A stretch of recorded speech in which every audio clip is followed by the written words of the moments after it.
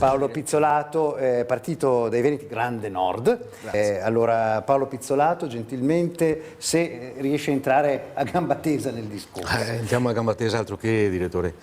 Io sono un dipendente di una banca, un quadro direttivo di una banca, per cui lei io non l'ho messe tra i colpevoli, mancato credito. Lei aveva bisogno di sapere i colpevoli, io inizierò a farle un piccolo elenco di quelli che possono essere i colpevoli, così andiamo dentro e cerchiamo di essere molto incisivi.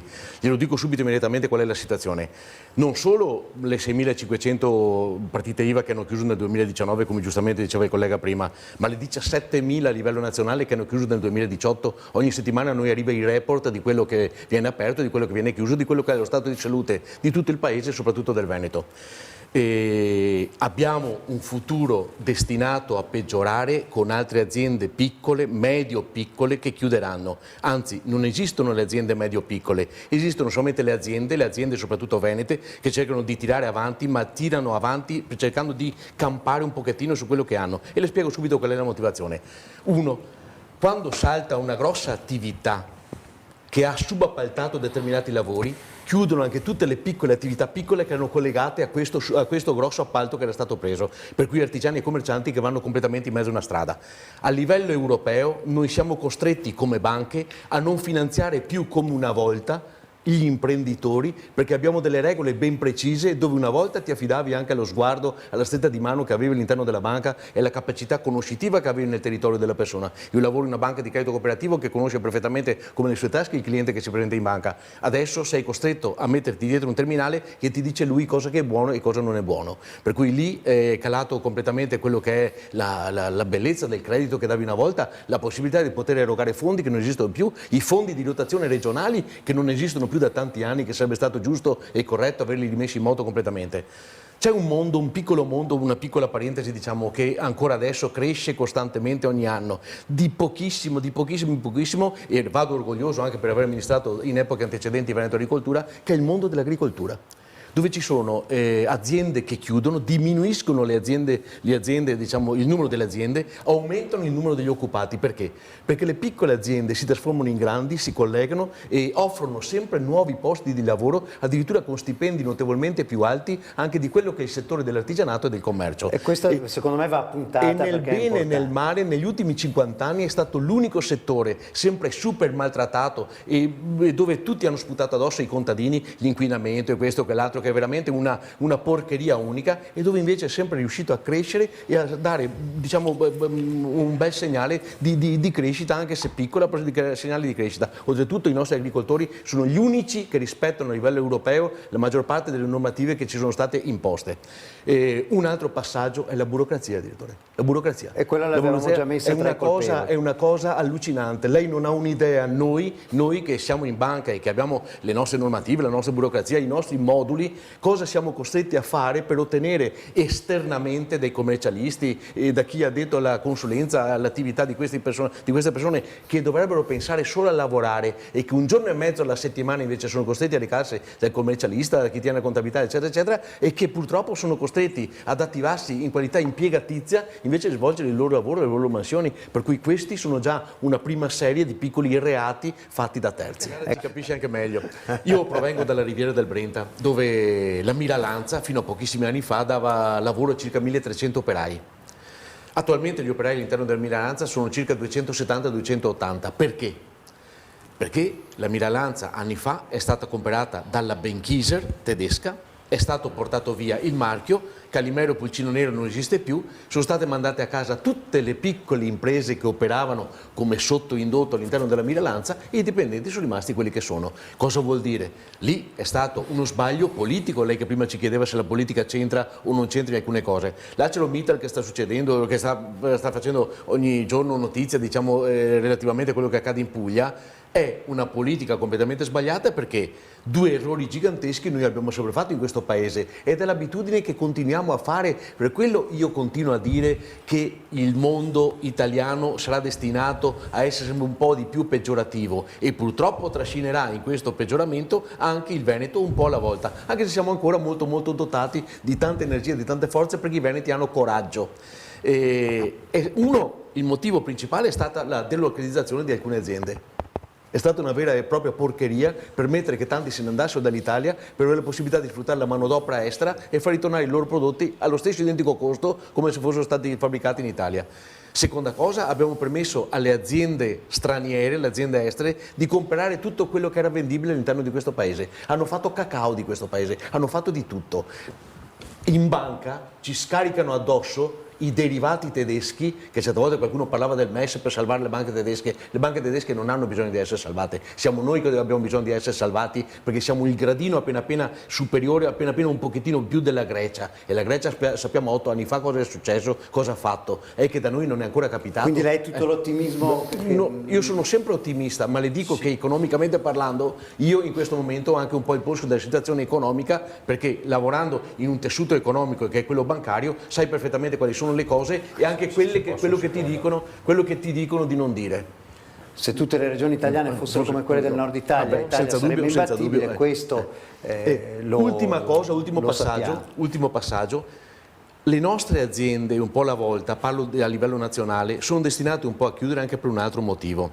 Il piccolo artigiano, il piccolo imprenditore, il piccolo commerciante non trova più riscontro in quello che è l'ambito familiare, cioè il figlio difficilmente prende le orme del padre. Quello che parlavo delle seconde e delle terze generazioni.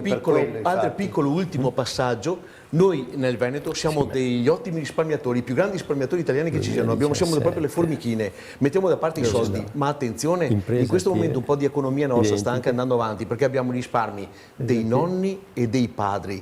Ma quando i risparmi dei nonni e dei padri finiranno, i figli che vivono adesso in questo momento che è difficilissimo non avranno più i medesimi soldi in tasca che i nonni e i padri avevano 50 anni o 20 anni fa.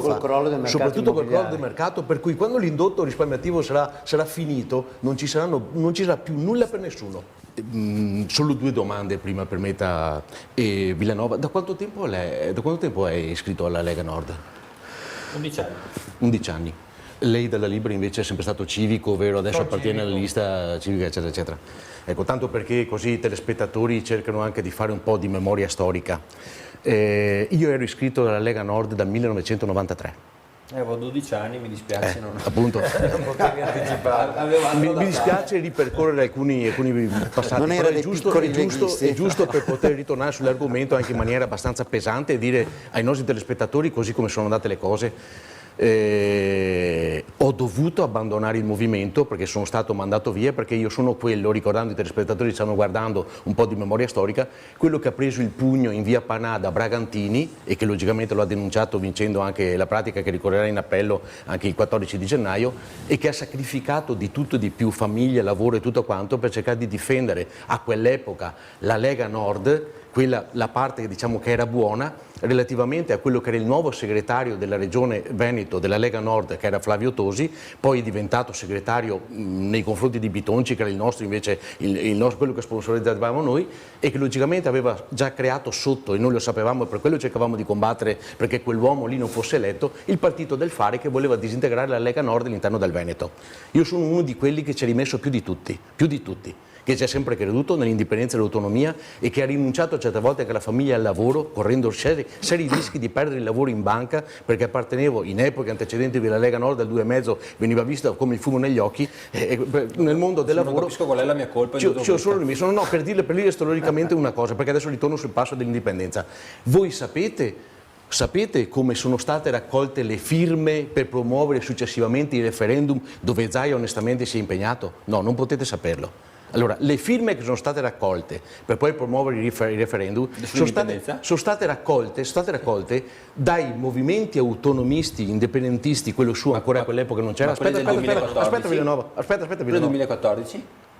2017, sto parlando del referendum del 2017, quello che è stato fatto. Prima si è dovuto raccogliere le firme per fare il referendum. Nel 2014 sì, ecco. Sapete quel sabato mattina cosa è successo quando sono arrivate con le casse della raccolta delle firme? Non c'era nessuno a Palazzo Balbi ad attenderli e l'unico che ha aperto il cancello in modo da poter depositare in tempo le firme raccolte era Giovanni Furlanetto, consigliere regionale fino a pochi anni fa, che a quell'epoca era anche lui appartenente alla Lega, altrimenti nessuno avrebbe aperto. Questo lei non può saperlo, Villanova, non è colpa sua. Perché non posso saperlo? Perché non posso saperlo, perché non è colpa sua. Non è colpa sua, la sto difendendo, la sto solo difendendo, chiedo scusa. Io ero sotto l'acqua a prendere sulle firme quei giorni là. Cioè, a prendere le firme, però non sa come sia avvenuto poi il tragitto di quelle firme e quelle cose lì. Ecco, quello che sto cercando di fare in maniera di far mente locale alla gente è che da quel momento lì, finalmente, Zaia si è accorto che era sponsorizzato da qualche milioncino di persone che avevano voglia di un qualcosa di diverso rispetto a quello che era Roma. Abbiamo combattuto, abbiamo lottato, Zaia si è impegnato per quelle 2300 persone e in questi giorni è nato il partito dei Veneti proprio per cercare di dar voce a questa gente che non crede più a nulla, che non sa più come fare perché non vede assolutamente nessun ritorno. E dico questo. Mi dispiace doverlo dire, perché sono ancora affezionatissimo a determinati principi morali e non sono una persona che rinnega assolutamente nulla di nulla, ma è giusto dire anche la verità alla gente. In 14 mesi di governo antecedente si è cercato di fare tutto di nuovo per il Sud, perché quello era una pompa e una valanga di voti.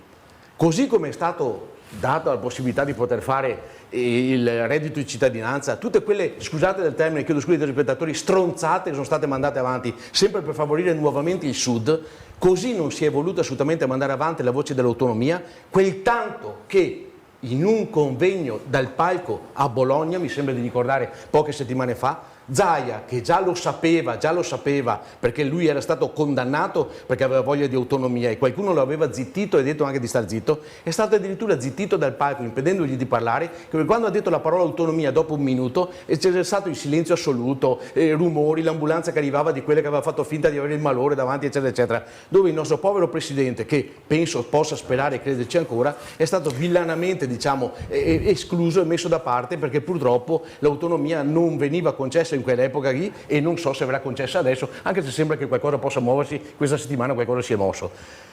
Se invece andiamo a concludere perché ho se invece 3 minuti. Se invece Ma di vuol dire combattere che la Lega non voleva l'autonomia a Roma? allora, non solo non voleva l'autonomia a Roma, ma i voti presi al sud impedivano assolutamente che ci fosse la possibilità da parte dei veneti di poter chiedere l'autonomia. Questa è una cosa talmente sfacciata e sfrontata che ormai è davanti agli occhi di tutti. Ed è per quello che io cercherò di combattere fino alla morte per una cosa in cui ho sempre creduto, non come altri che invece hanno tradito determinati principi e valori e li hanno abbandonati lungo la strada dove non si sa bene come ritorneranno. Vedremo, visto che il 21 ci sarà il congresso, quali saranno i risvolti di questa cosa. Allora raccontiamo ai cittadini come sono le cose. Mi scorrono, vedete...